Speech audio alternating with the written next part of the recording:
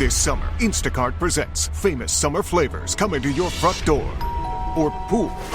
Or hotel. Your grocery delivery has arrived, sir. That was faster than room service. No violins in the lobby. Oh, seriously? Anyway, sit back, relax, and get delivery in as fast as 30 minutes. Starring your favorite snacks, drinks, and more. Download Instacart for free delivery on your first 3 orders. Rated H for hungry audiences. Offer valid for a limited time. Minimum $10 per order. Excludes restaurants. Additional terms and fees apply. We acknowledge the traditional owners of country throughout Australia and recognise their continuing connection to land, waters and culture. We pay our respects to their elders past, present and emerging.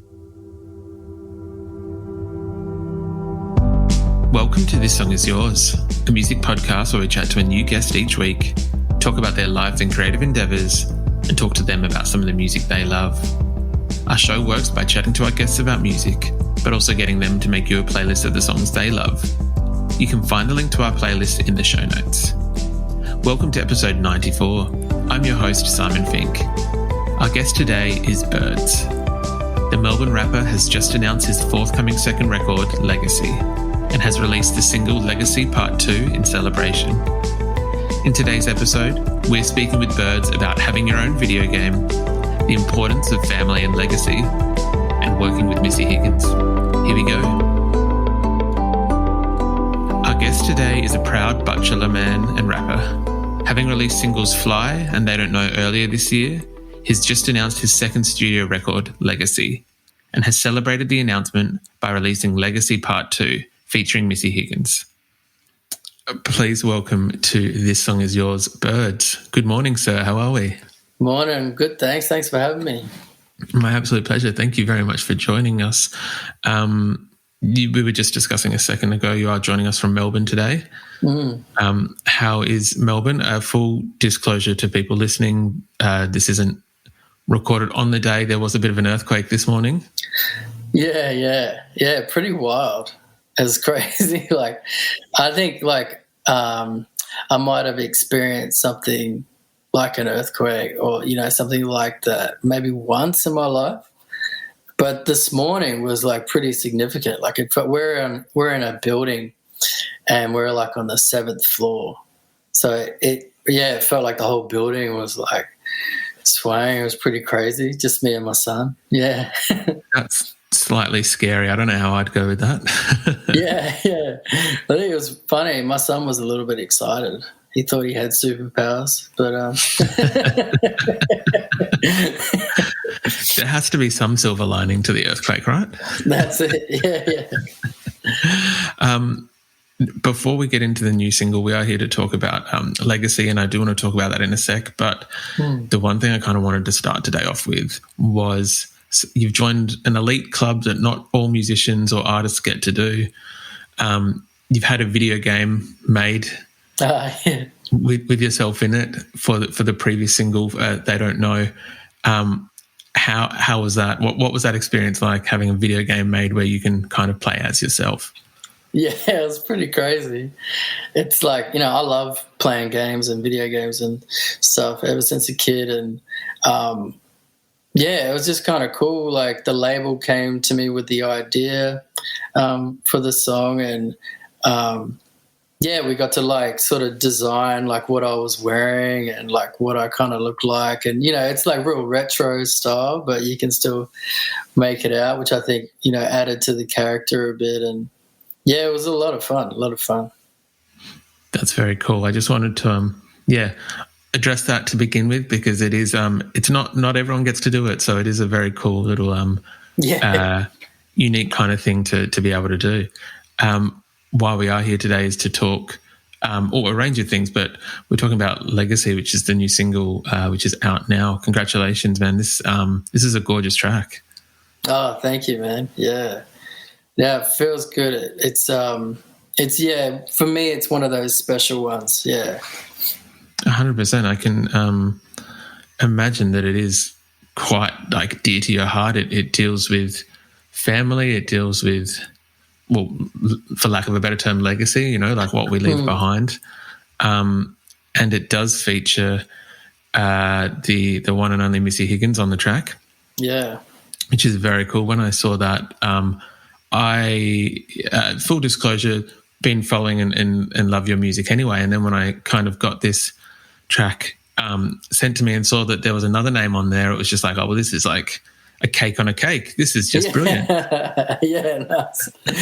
Yeah, I mean, super excited and, blessed to be able to collab, with Missy, and she's amazing. And just, the whole process and everything was just super organic and really, really easy. And it just felt like a real collaboration. And I think the subject matter, both of us being parents, and we're writing a song like this together, I think really flowed naturally. Yeah. Yeah, 100%. Did you guys know each other? Some people might have seen both of you perform on the set where you performed your own music respectively and then came together for Destiny's Child cover. Yeah. Yeah. Yeah. That was such a dope experience. I remember in the lead up to that, we were trying to come up with different ideas, of a cover. And then just randomly one night, Trials, who produced this song now with Missy and is producing the whole album, he sent me a message one night in the lead up and he said, you guys should do Survivor by Destiny's Child. I was like, yeah, all right. And he gave us a few pointers of how to do it and stuff, and I went to Missy with that and she's like, oh man, I love that song. And so it's really cool. I think from the get-go, from first time we sort of linked up on the phone, and then when we met, I think it was the day before we did the set, we quickly caught up and rehearsed the song. It just felt like, it was a really cool vibe, real natural, and we have similar interests and stuff. And so we had such a blast on the set and doing the cover, and just the whole night was dope. And then after we were like, oh, we should keep in touch, and if something comes up, another collab opportunity, just holler. And so I took her up on that. Yeah, why not? 100%. Yeah. And she loved the idea when I sent her the initial idea, and super quick, super professional, as you would expect from someone like Missy. And yeah, it's just crazy. And she really set the benchmark and the tone for the record. And then we went back and forth and sort of pitched it all together on email. Of course. Yeah. As we mentioned, this song is quite important. It deals with what's come before and what is coming ahead of us all, and legacy and things like that. Where did the initial idea, or what was the initial catalyst for the track? I think throughout all my music, really, since I started it, my family story has very much been a core theme, and I think has always been my foundation, and what's inspired my music and my storytelling.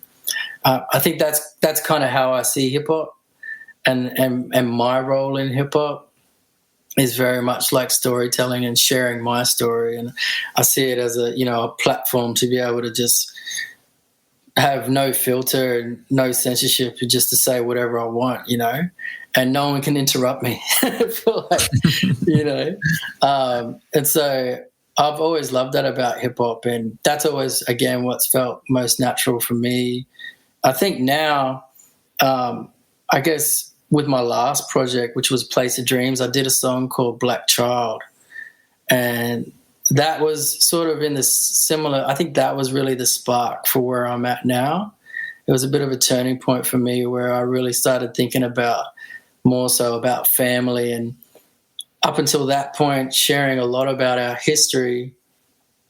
But, with Black Child, it sort of made me start thinking more and more about the future and about what I want to leave for my son. And just this sort of idea of empowering the future generations, and, how I can be a part of that with my music, and just being conscious and aware of that now. I'm, a role model for him, and I'm someone he looks up to. So I'm more and more conscious of that every day. and he reminds me.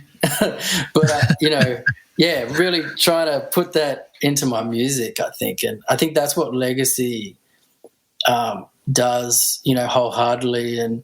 And Missy just, I think, really lifted the vision, and Trials, obviously, with the production. And I just can't really think of another record that it really encapsulates that feeling, I think. Yeah. 100%. It is, as I said before, it is a gorgeous track, and I think that it does kind of cover, I know that it kind of talks about your father and then your experience and then your son, and so it kind of does cover the gamut almost of which I think is a really lovely thing. It's a gorgeous track. Yeah, thanks. Yeah, cheers. Of course. Speaking of your son, does he understand what it is that you do in terms of when you're writing some of this music for him and giving him these life lessons in some of the tracks, I imagine that I guess, does he get? This season, Instacart has your back to school. As in, they've got your back to school lunch favorites like snack packs and fresh fruit. And they've got your back to school supplies like backpacks, binders, and pencils. And they've got your back when your kid casually tells you they have a huge school project due tomorrow. Let's face it, we were all that kid. So first, call your parents to say I'm sorry, and then download the Instacart app to get delivery in as fast as 30 minutes all school year long. Get a $0 delivery fee with your first 3 orders while supplies last. Minimum $10 in order. Additional terms apply. It took a lifetime to find the person you want to marry. Finding the perfect engagement ring is a lot easier. At BlueNile.com, you can find or design the ring you've always dreamed of with help from Blue Nile's jewelry experts who are on hand 24/7 to answer questions, and the ease and convenience of shopping online. For a limited time, get $50 off your purchase of $500 or more with code LISTEN at BlueNile.com. That's $50 off with code LISTEN at BlueNile.com. What you're doing and the job that Dad has? I think sort of he definitely, I think, thinks it's cool. There's an aspect of that of I think he's a natural performer himself. He loves dancing and singing too. And, I think so it's something that he's interested in and stuff. It's funny though, sometimes he'll hear the songs like Legacy or other songs like Black Child, and he'll be like, "Oh, why are you always singing about me?" But, so I think he's, it's something I guess I hope that he sort of, it's there for him when he as he's getting older and as he grows, and hopefully it can be, a form of guidance for him and something that he's proud of, And I think for now, it's really important that for me now, as a father, have those positive messages and imagery in my music, especially for young ones like himself. Yeah, definitely. I can I imagine right now at the age you mentioned before, these maybe not doesn't have the full grasp of appreciativeness. As he gets older, he'll see what's going on. Now he's just like, come on, Dad, there's other things. Yeah. We'll be in the car listening to my music, and he'll tell me to stop singing it, because I'm not singing it right. And he'll be like, no, this is how you sing it. So he does enjoy it. Yeah, he likes it. No, that's very cool. That's awesome. Obviously, we're discussing Legacy. We're talking They Don't Know. We've had Fly this year, which leads me to think, or at least leads me to ask, if we have possibly another album coming out or an EP or some form of longer player that's on the horizon. Yeah, we do. Yeah. Yeah, we do. And all of these, the songs that you named and the singles, they're all a part of it. And we're just sort of in the home stretch now, wrapping all of that up and, solidifying everything. So, it's been, I think I've been writing for the last 2.5 years, you know, definitely throughout the pandemic. That's pretty much all I've been doing. And Trials and I have been working together for, I think, a long time before that. But on this record specifically, probably for the last 2 years. So we've, you know, ended up, I think, writing about 40 songs, and then we just sort of went through and culled and sort of what's for what. And finally got an album on the way, and it'll be out soon, yeah. That's very exciting, very, very exciting. Did you, in writing throughout the pandemic, did you have to, I'm not sure how you and Trials worked before, but was it over Zoom, or was that something that you kind of had to adjust to? No, well, I think it was kind of natural for me because I've always enjoyed, I guess, writing demos by myself. I'm very individual like that, I think. You know, Trials will send me beats, and then, you know, I just sort of zone out and get into a vibe, and that's kind of how I write my demos. A new thing for me is kind of writing in the room with other artists. So I think I was pretty comfy throughout the pandemic, but it was, you know, artist wise, but, actually there are some cuts on the record that, we did in person. There was a gap in the lockdowns where the borders opened, and I went to Adelaide and, stayed with T, and we got busy for about a week. And so some of the joints on the album are from those sessions, and I think they're special too because of that as well. There was just a certain level of energy, being able to we at first, you know, above everything, we hadn't seen each other for ages, and then so that was mad to reconnect. And then we were just I went there with a handful of demos that I'd already written that we were just going to polish up. And we just said, oh, man, we never get together in the studio anymore. Let's just make new shit. So that's pretty much what we did from scratch. We made, I think, 6 new songs that week, and I think about 4 or 5 ended up on the album. Oh, nice. Yeah.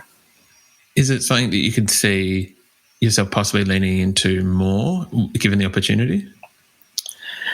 Yeah, you mean writing in the studio and stuff? Yeah, definitely. Yeah.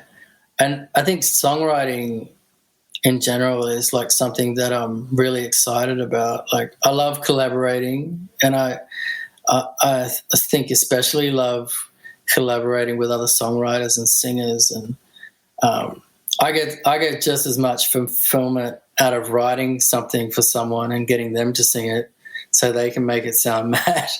You know, I'm not necessarily a singer. I harmonize a little bit, but you know, that's a really dope experience for me too, that level of creativity, and I really admire and respect, you know, songwriters that can do that can take people's words and mold them and then make them their own. And yeah. So I love that whole process, and I'm excited to do that more. Yeah.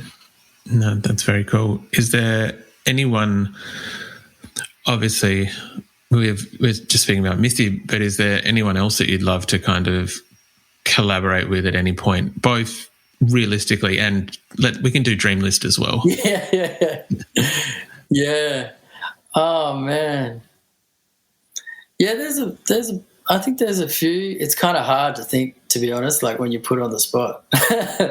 But you know, out of this world, or sort of dream wise too. I'd love to a lot of artists in the States and a lot of producers. You know, dream wise, I don't know, people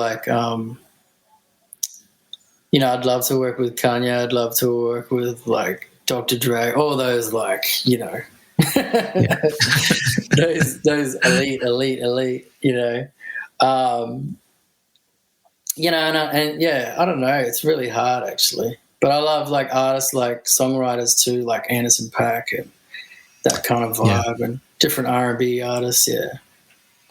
There is the nice thing, especially these days, is that I feel that you can have songwriters like Anderson .Paak, for example, who can kind of go from like singing to rapping to I feel like it's not just like one lane anymore in terms of, you know, you have to be a rapper and that's simply it. Like you can just do whatever you want, which is awesome. Yeah, totally. I think, it's like the lines between genres are so blurred now, like, yeah, even more so now. I think like with hip-hop being the number one genre in the world, and it's kind of crazy how that is now, like where traditionally hip-hop, I guess, coming from a sampling background and like borrowing from, you know, all these different genres to now being the number one genre in the world, where every other genre has got like a trap beat or like the 808s or like you hear elements of the hip-hop culture in that as well, because hip-hop is like pop now kind of thing. So 100%. It's 100%. Yeah. Even like I feel like there's artists like folk artists and indie artists now that are borrowing other little bits and pieces that can be stemmed back to hip hop. Totally, yeah. At the moment, obviously, still border restrictions in place, still some things going on. I know that there, touchwood, are some October tour dates that might be going ahead, might not be. Regardless if they are or not, are you looking forward to being able to get back and play some shows? Oh, man. Yeah, I can't wait. It's like, it's crazy, like, trying to think, like, the last time. Like, I was thinking the other day, actually, like, the last festival that I went to, whether I was performing or just as a punter, like, just as a fan, I can't even remember. It feels that distant, you know? And, yeah, I mean, I think the set, and there might have been, like, another show, I'm not sure, around that time, but that might have been the last time I think I was actually, like, on a stage and, you know, doing some sort of form of, like, live performing. But, yeah, no, I can't wait. Fingers crossed there's a couple of things, and with this, you know, our tour dates coming up that we get to touch the stage and connect with the people again. It's been too long, and I think that and creating, actually like writing songs is like my two favorite things in the world. So I'm itching for it. Yeah. No, that's very fair. Hopefully we can get the country back to normal and or just people vaccinated and gigs going back to normal, because I think, I don't know about you, but I'm ready to go see some live music. Oh man. Yeah. Yeah. Can't wait. I was seeing all the like international like people in the States and like just people in different parts of the world like doing festivals, and I'm like, oh man, feels like a you know, a bizarre universe or something. 100%, especially because I feel that we in Australia, like at some point during the pandemic, were doing not better, but like less deaths, you know, everything else. And then it's kind of weird to see it flipped and there's back to reality. Anyway, not why we're here. Birdz, usually we would ask our guests what they're currently listening to, if there's anything that's getting like a good run on your streaming service or on your record player. What is it that you're currently listening to? Oh man, right now, I'm loving the new Drake album. And I like getting more and more into the Donda album too. I think those two just, you know, I've been listening to a lot. Other than that, like I really love Griselda. I don't know if you heard of Griselda, and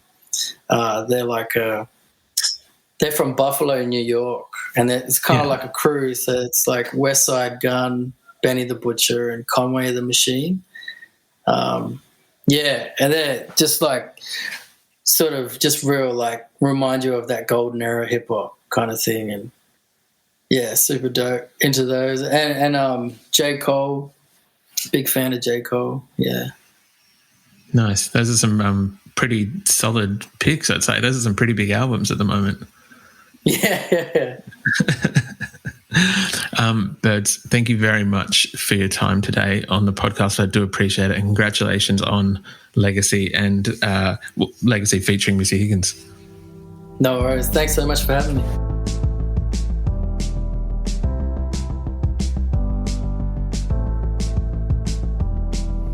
And that's our show. A massive thank you to Birdz for his time. Legacy Part 2, featuring Missy Higgins, is out now, and we've left links in the show notes if you'd like to stream the single or buy tickets to his shows. We also want to give a huge shout out to Maree at Island Records Australia for helping out with today's interview. You can find a link to our Spotify playlist in the show notes, where you'll be able to listen to all of our guests' picks. If you like this show, please subscribe wherever you get your pods and stay up to date when new episodes are released. We release new shows each Thursday and Friday morning, with guest playlists streaming on Spotify at the same time. You can follow the playlist profile on Spotify, and you can follow us on Instagram, Facebook, and TikTok. Until next week, cheers.